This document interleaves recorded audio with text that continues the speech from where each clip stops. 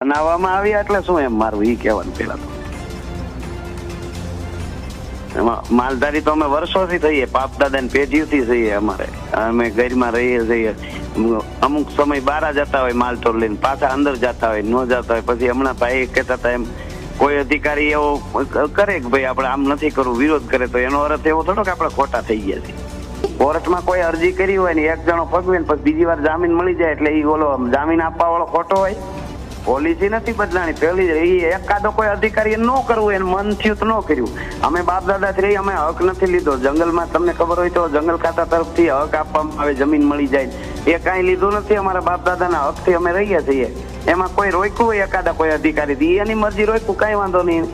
હવે એ તો મને કેમ ખબર પડે? વિરોધ કરે એને ખબર હોય ને, એ તો ભલે હવે દેવ એ જોઈ લ્યો બધું. અમારું બાપ દાદાનો હકનું બધું ન હોય તો એ વિરોધ કરવો એને કઈ અમારો, અથવા અમને જમીન મળી ગઈ હોય કે અમે કાંઈ લઈ લીધું હોય જંગલ ખાતા તરફથી. બાપુ જે તે વખતે કરવા ગયા હતા એટલે એને એની રીતે કરી હોય એને અરજી. મને કાંઈ હું પ્રોગ્રામમાં દોડે મેં કાંઈ ધ્યાન ન દીધું હોય. પછી આપણે એમ કે આપણું હાસું છે આપણે કરી લઈશું આગળ જતા.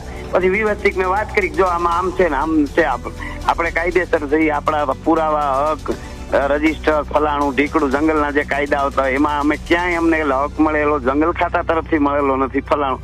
એટલે એને જોયું અધિકારીઓએ કે નહીં આ તો બધું સાચું છે.